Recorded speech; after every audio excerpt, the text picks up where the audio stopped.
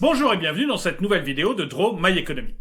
Aujourd'hui, nous allons voir comment le terrain, en l'occurrence les agences Century 21, confirme l'effondrement de l'immobilier dans les grandes villes et notamment à Paris. Céline est une trentenaire avec un bon job qui avait investi dans un F2 à Paris et qui le louait sur Airbnb. Pour elle, c'était un revenu complémentaire, ça lui permettait de faire un pas vers l'indépendance financière et c'était finalement un bon plan pour sa retraite. Elle avait emprunté sur 20 ans à une banque. La première année, 2019, tout s'est bien passé. Elle trouvait des locataires Airbnb sans problème. Le problème, c'est qu'avec l'arrivée du Covid-19, le nombre de locataires a énormément diminué. Il est presque de zéro. Du coup, pendant toute l'année 2020, elle a payé de sa poche le remboursement de l'emprunt. Et c'est pas vraiment ce qu'elle avait prévu. Ce qu'elle voulait, c'était que les locations Airbnb remboursent les sommes qu'elle devait payer tous les mois à la banque. Ça lui permettait d'acquérir l'appartement gratuitement en quelque sorte. Du coup, après avoir payé pendant un an, et comme elle ne voit pas la fin du tunnel, eh bien, elle décide de mettre en vente son bien Airbnb. Et selon Century 21, c'est quelque chose que l'on voit beaucoup à Paris et dans les grandes villes touristiques.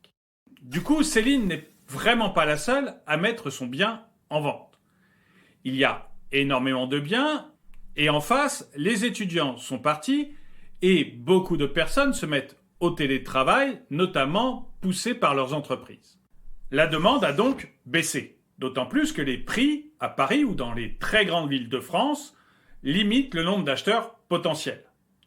Par exemple, à Paris, en 2010, les ouvriers employés étaient 12,2% à acheter. Aujourd'hui, ils ne sont plus que 1,5%. Et puis ceux qui sont encore acheteurs doutent de l'avenir et mettent beaucoup plus de temps à prendre leurs décisions. À Paris, les délais de vente se sont donc allongés. C'est une hausse de 18 jours pour atteindre 74 jours en moyenne. Et ça, je vous en avais déjà parlé dans une autre vidéo. Quand les prix ont cessé de monter, ils stagnent et puis après, ils baissent. Et là, on est sur la partie où ils baissent. Parce que pour être sûr de vendre son bien, Céline baisse son prix.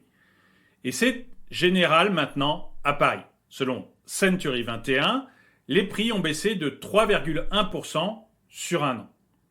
Et cette baisse, elle est particulièrement visible depuis novembre dernier.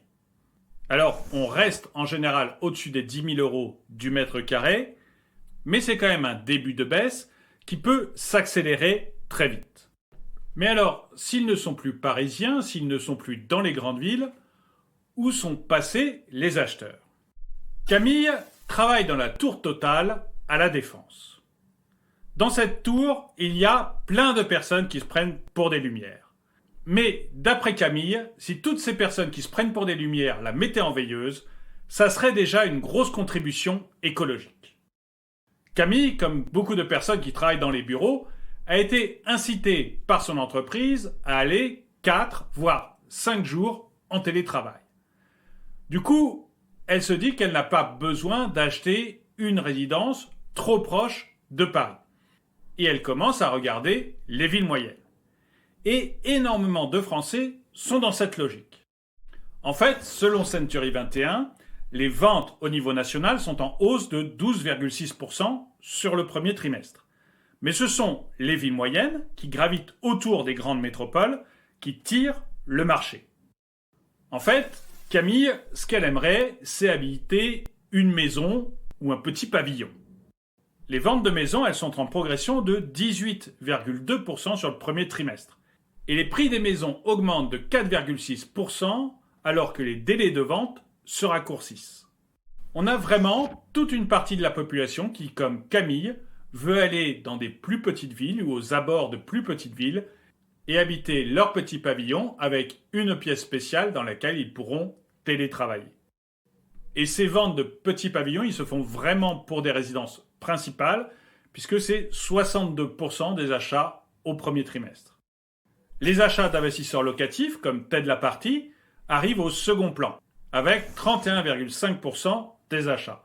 Et les résidences secondaires sont très faible, avec seulement un peu moins de 7% du marché.